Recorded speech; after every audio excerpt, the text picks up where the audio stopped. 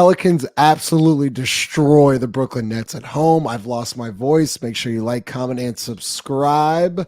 Lito joining the show. Let's get into it. First took away. That's the best. Get your money's worth out.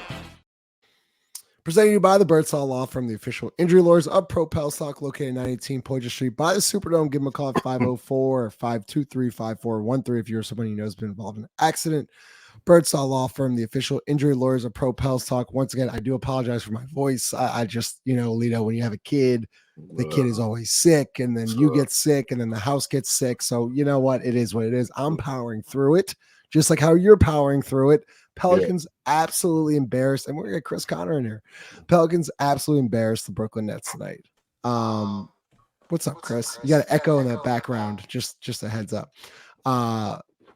Lito, all five starters in double digits. Jose Alvarado was incredible again tonight. Like, what do you take away from this game? Because personally, they're on a back-to-back. They're playing one of the best teams in the league tomorrow. They handled business tonight, blew them out. Their starters get rest, and then they're going to be ready for tomorrow. That's my biggest takeaway. What about you? Yo, listen, you can only play who's in front of you. Mm-hmm. You beat a team with inferior talent. You beat an inferior team tonight. But listen, that's what you're supposed to do. You know what I'm saying? Like, you didn't get it. You didn't cut no corners. You didn't play to their level of whatever their record says they are. And the most important thing for me was 2 games in a row, I saw identity. I saw a team that played to some sort of standard. And 2 games in a row, I kind of saw them play inside out. They put up 23s at the half tonight, and to me, like, that was a good sign. They ended with 39. Brandon, they started the game on a 9-0 run. Brandon had 8 points in 3 minutes. He ended the first quarter with 12 points. He shot 2 threes within the first 2 minutes. If this is the team, like, if this is the play style that we're gonna get, especially with Brandon buying in. I mean, he only shot 2 threes the whole game, but I mean, he didn't really have to. Like, there was no need for him to do that. I'm not trying to be long-winded here, but like, there's a lot of people who did a lot of good things tonight. JV had a double in 20 minutes. That is pretty crazy. That's actually kind of crazy. Chris Connor joined the show as well. Chris, it's one of those nights where, like, you just handled business, and no one popped off the stat sheet. If you're a box score guy, like, you're gonna look at, like, Zion got 9 shots, Brandon Ingram got 9 shots. But what's the, like, one thing you're taking away from this game that you really needed to see tonight? That the Brooklyn Nets are terrible. The Brooklyn Nets are god awful. Listen, I left my headphones in the car. I couldn't find the other ones, so I apologize for the echo. But the Brooklyn Nets are terrible, and I'm listening to Lito, and he was boring me, like, to come here with the professional, like the substitute teacher talk. Like, you can only play who's in front of you. You're talking like Willie Green, bro. Like, who wants to, like, what is that? What that's not you. Like, look, man, they played one team. Here's my thing. I'm happy that they did it, but you learn more. I'm happy that they won tonight. I'm happy that they came out with intensity. I'm happy that they took care of business, because they have a bunch of losses, or a handful of losses early in the season against inferior opponents that they didn't take care of. So if they would have lost tonight, or this game was too close, we'd be up here saying, they didn't change. So it's not fair. It's not 100% fair that, on one side, you say, well, they're supposed to win, but then, on the other, if it would have been a close game, we'd have been pissed off. So I'm happy that they took care of business, but you learn more about them tomorrow, right? You learn more about this team and where this team needs to go and how they want to operate by how they handle adversity. Look, they are, what do they look like when some of these shots aren't going in, when they don't get off to a fast start against LA and against good teams or average teams, against, the way that they started off today against Brooklyn. Like, what happens when tomorrow they're down 2-12?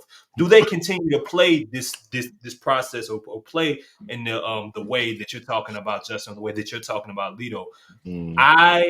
feel like at worst, this team sometimes can be front runners.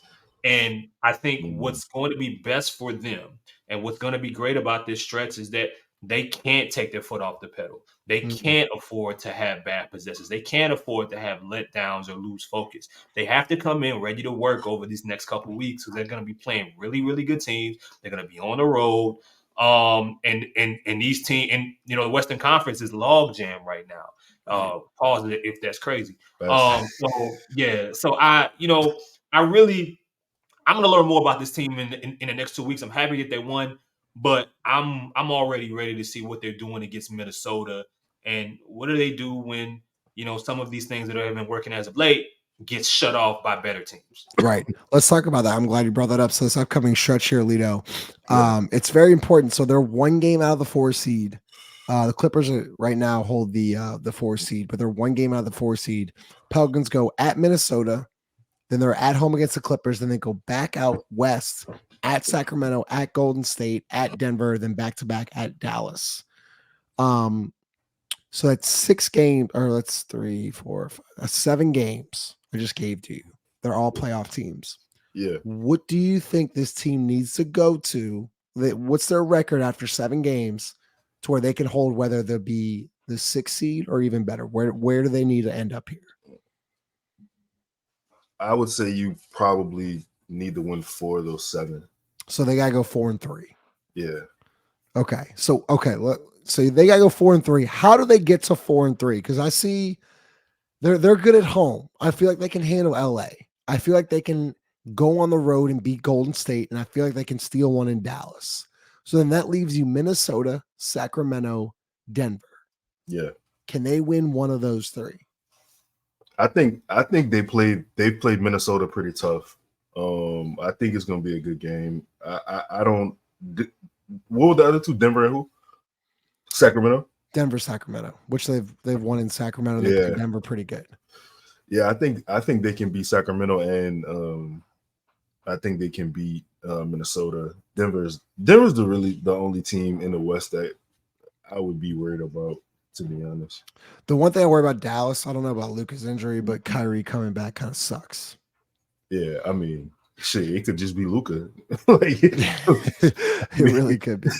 I mean, I wouldn't just like sweep that game under the rug. But look, let me say this: Chris has a point, and it's a fair point about like they play who's in front of them. I was just trying to give. That's fair. I was just trying to give them some credit because they have lost those games, and I feel like you gotta have a starting point somewhere. And if this is what you're gonna do against bad teams, because I mean, shit, you saw what we look like against Utah. Like Utah looked like the Nuggets to us. Like we don't have whatever it is, whatever it is when we face Utah, we just don't have it. But I was saying schematically, the movement, whether player or ball movement, it was a lot different from those games. And listen, one more thing. The box score isn't going to reflect this. One more thing. The box score isn't going to reflect this. But Zion's energy and his night and day. It was incredible tonight. Like he was incredible. Zion's activity level, JV's activity level on the first quarter JV defense, that shit was literally like a masterpiece performance that he put together. I think JV had in the first quarter, he had 5 rebounds, a steal, and a block. Yeah, and look, what's funny, Lito? Like, and I think you mentioned it maybe even a month ago on some podcasts, but like he's blocking, like he's actually rim protecting. Yeah, like we talk about like, oh, he's not a rim protector. Like he's like logging blocks every single night. So Chris, same question goes to you. With this stretch here, these next 7, it's all playoff teams. You got Dallas twice, you got Denver, you got Minnesota, LA. What do they need to go here, or what do you think they can realistically go here in these next 7 games? I don't think that they actually have to go 4-3. I mean, I think that the West is so stuck right now. Like there's so much traffic there right around where the Pelicans are. You could probably go 3-4. You might be able to go 2-5. You shouldn't, but I think that's where this where this conference is right now. I mean, we saw the Mavericks lose the other night against Utah in Kyrie's first game back with Luka as well. And you're gonna, I think the only team that I'm looking at right now that Phoenix is figuring like they're getting it together. Right, Bradley Bills came back. They won 4 straight. Yeah. They'll continue being able to get more games with their 3 together, and more than likely they're going to start to climb back up the rankings again. But I don't think that they have to be extra, that they have to be crazy. I think somewhere between 3 and 4, just somewhere between 3 and 4, 4 and 3. Like, to me, the goal for this month is to survive it. If they do better than that and they go over 500 or they exceed expectations, great. But you can chop this month up into two separate areas. Like, you have you want to survive this particular stretch, and let's say whatever it is, let's say they go 3 and 4, they go 4 and 3. Well, cool. Well, after that, you got the Hornets and you got the Suns at home. I think both of those games, with the way that they're playing right now, they're going to be in them, and they should. Of course, the Hornets game, but the Suns game, that's a game I think that they'll even be able to win with as good as they're playing. They got the Jazz, and they match up well against the Thunder. But even after the Jazz game, you got the Thunder at Milwaukee, at Boston, at Houston. They have to survive this stretch, take advantage of these home games, that home stretch, and then they gotta go back on the road again. So I hope 4 and 3 would be great, but with the way this conference is right now, as long as they just don't just go on a crazy losing streak, I think they'll be fine if we're talking top 6 in the West. Right. That's actually very well put, Chris, because the way you say it is like, I almost think that if you just take care of business at home and then win 1 or 2 on the road, you're fine. And they're 12-7 at home, I think is what their record is. Yeah, they're 12-7 at home. So you just got to win at home and then get a couple on the road and you're fine. Lito, can we talk about Herb Jones? Man, let's do it. What you got? Because I tweeted this out tonight, and I know y'all are going to agree with me with this. When he's hitting threes, and not at a 40%, like 40-45% clip. When he's hitting multiple threes, it's just 2 a game. Yeah. This offense becomes unguardable. Mm-hmm. I don't understand how you guard it, because Herb Jones hitting threes. You got to respect CJ. Now, Brandon, as you said, shot only 2 tonight, but he's shooting at a 40% clip. Yeah. Over this last month. I feel like Herb Jones is your X factor. How do you guard this team if Herb is going to be knocking down threes at this kind of rate? Let me flip the question. Okay. The answer I'm gonna give you is, it's not how do you guard him, it's how do you keep Herb doing this. See, the problem is you made him stationary for multiple games, and you took the momentum that he had into the shots like it was dead. It was a up and down, right? That's all it was. There was no movement. That was a little crazy. It was a little movement. Tonight you got pace. You got pace with the ball. It had energy, and you had movement, player and ball wise, right? Pause. Here's the thing. I know this is a little crazy, but listen, just stick with me. So look, Herb was allowed to get the ball. He was allowed to rebound and then turn himself into a fast break, right? He was allowed to have participation in either being the screener or initiating some of the offense. Therefore, you allow him to be a part of the game plan. Like he got energy now. All right. So when you find me in a corner, like I got my touches. We good. Like I know what I'm doing now. It's not go stand there and then like when the shit breaks down, I'm gonna find you. That's totally different. See, I disagree with that a little bit. Okay. Yeah, because go ahead. Yeah, you need to care because there's a balance here. Like you play basketball, like like you should. It's great when everyone is involved, but that's not a reality 100% of the time, right? I watch Clippers games and Terrence Mann is in that damn corner. So when Terrence Mann gets the basketball, he has to go get the basketball. Right. And when the basketball is in said person's hands, when you're a fourth option, fifth option, you have to be the one to decide, I'm going to make the play here. And I think for Herb, like, yes, I 100% agree with you. It's best when, they find ways to move the ball side to side, and Herb's able to have an opportunity to attack certain setups. But Herb has to initiate some of these things on his own. There was no play drawn up for him grabbing the rebound and going. You talk so often about Zion and what Zion does grabbing rebounds. But to be honest, Herb is one of the better transition players on the team. That's, in my opinion, his best overall weapon as an offensive player. Yeah. So go get the basketball and make it happen yourself, right? You're not going to get plays drawn up for you. Once again, Trey Murphy isn't getting plays drawn up for him. You know what I'm saying? There's certain guys that aren't consistently, getting opportunities to have things drawn up for them. So you got to get it how you live. And whether that's the offensive rebound, whether that's defensive, there was a couple of times Herb had an offensive rebound. He got a put back. He got 2 transition layups, and they're cool. The corner 3 is there. Just because they're there don't mean he always got to take them. Like, Justin, you shooting up, like, cool. This offense is different when he's making threes, but defenses don't care.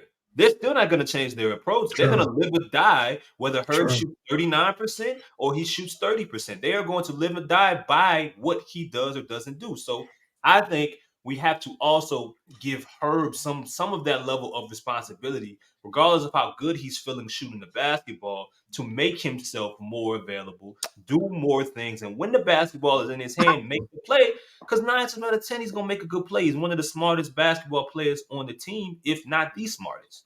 Hey, listen, that was a good point, and I totally agree with Chris with this. Herb making threes is not going to change how the defense plays the Pelicans. You still gonna bait him into shooting those shots because technically, like, it's a bad shot, right? Like, it's a win for the other team. But the thing is, and this to Chris's point, like, he absolutely right. I see Zion got to get the rebounds. Herb got the best Euro on the team. Herb is athletic. Herb is a great finisher. Best Euros on the team or in the league? Because I think you got to start. That transition. Hold up. That transition. I know. I know, Chris. I know. In transition, one of his Euro steps. Yeah. Nah, Chris, come on. Because look, Chris, I have my next segment. It's gonna be our last segment. I was going to apologize to you and say I was wrong. But if you're gonna give me this reaction, I don't think I would go with the next. Well, segment. Justin, you know Giannis is like in the NBA. Huh? I mean, I said one of the best Euro steps in the league. Name me a couple of others. Kyrie Irving. Okay. It's a lot of people, Justin. Who? I'll give you Herb is probably top 20 Euro steps. Kevin Durant. I mean, Jesus Christ! Okay. You did this. SGA.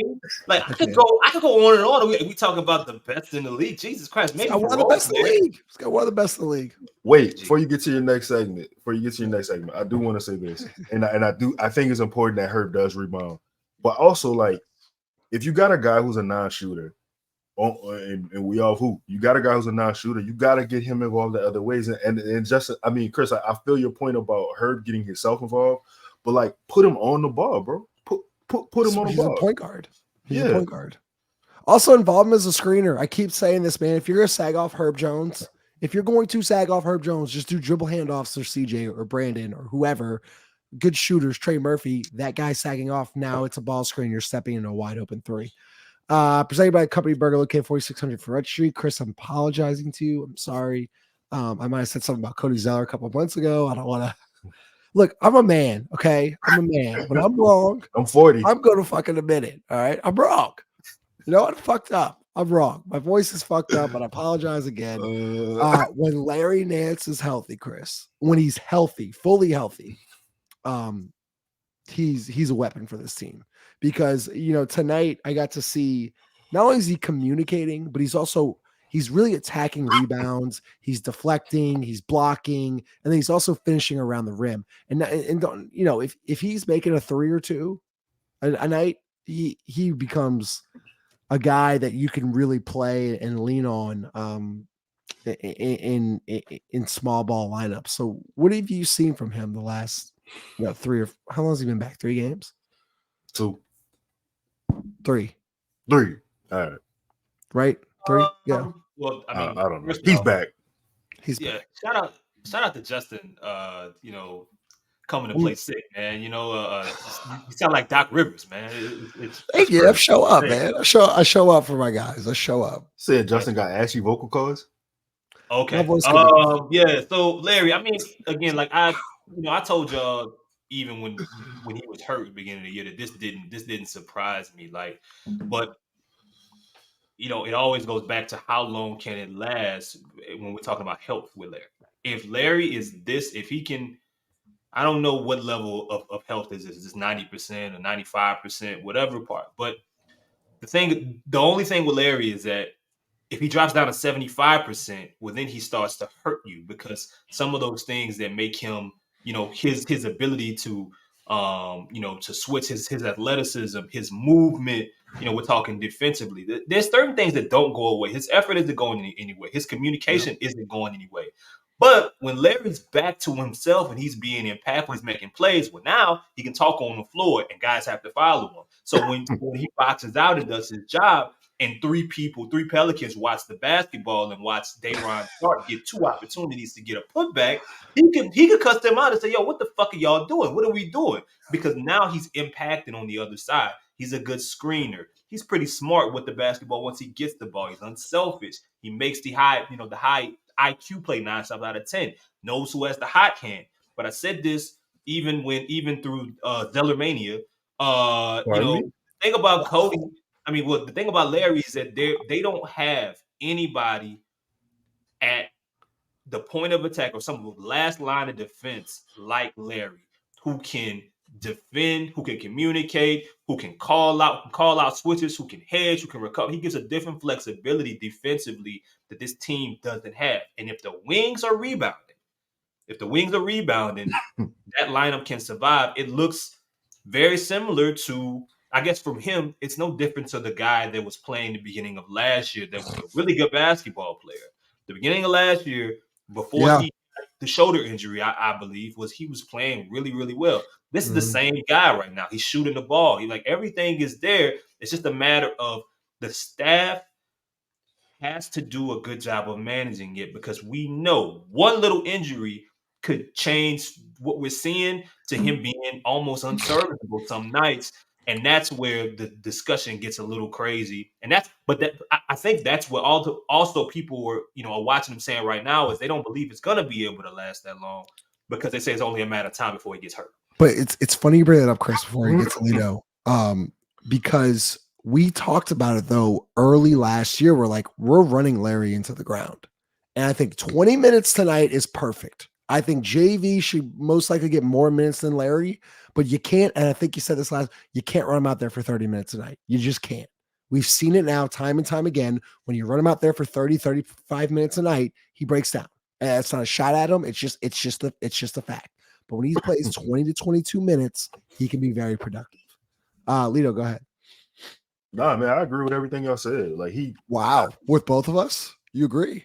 Yeah. What's wrong with you tonight? Yeah, Who is this guy? I don't know. I don't know. Like, I don't have the advanced stats in front of me tonight, but like his I think he had 8 and 6 or some shit like that in 20 minutes. He almost had a double. He almost had a double. Like, I think he played great.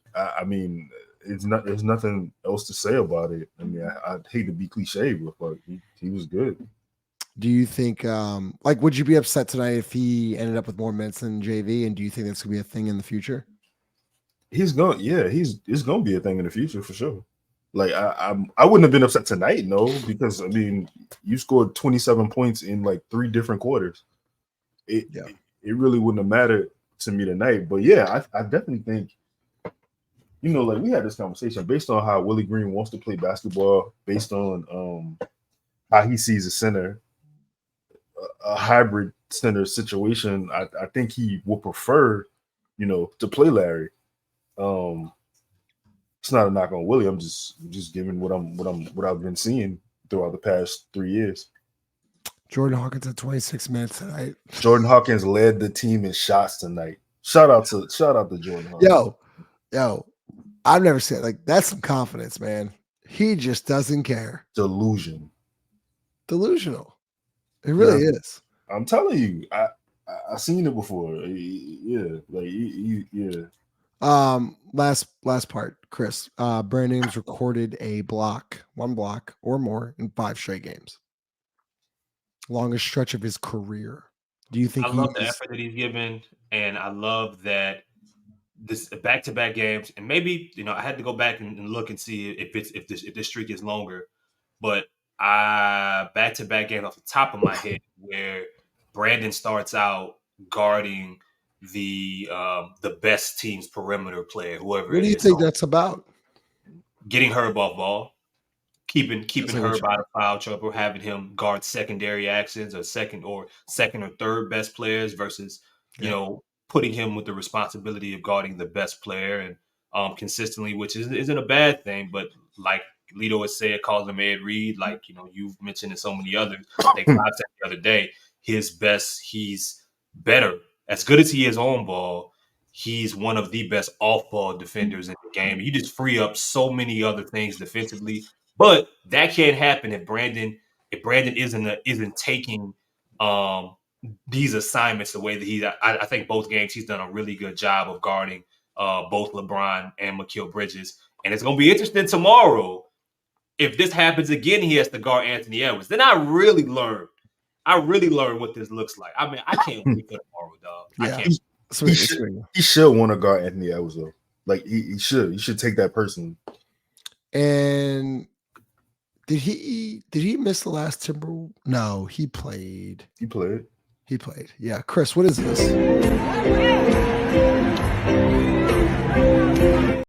What the fuck is that?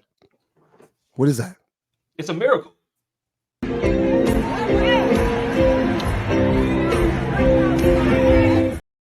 Where do y'all come up with this? Big Smoke Dog. You should have used the drugs on Chris. He tagged me in it. I was like, wow. I've never seen that before. You don't know who Smokey Robinson is, man? I've heard of the name. I've heard of Smokey. I've definitely heard of the name. I don't if you were like, who is he? I'm like, nah. Do you know Smokey from Friday though? Can't tell y'all something in confidence. Oh, he about to say he never seen fucking in the podcast, Justin. End it. Fucking end it. Now we get up and do it like we got a big ring. Let's hear from DraftKings Sportsbook. The NBA season is in full swing, and when I can't get enough of the action on the court, I spice things up betting on DraftKings Sportsbook, an official partner of the NBA. Right now, new customers bet $5 and get $200 instantly in bonus bets. Download the DraftKings Sportsbook app with code BOOT. New customers can bet just $5 on the NBA and get $200 instantly in bonus bets. Only on DraftKings Sportsbook with code BOOT. The crown is yours. Gambling problem? Call 1-800-GAMBLER. Must be 21 or older in most eligible states, but age varies by jurisdiction. See DraftKings.com/sportsbook for details and state-specific responsible gambling resources. Eligibility and deposit restrictions apply. Bonus bets expired 168 hours after issuance. Terms at sportsbook.draftkings.com/basketball terms. I'm sorry. Make sure you like, comment, subscribe. Just get us out of here. All right. Just end it.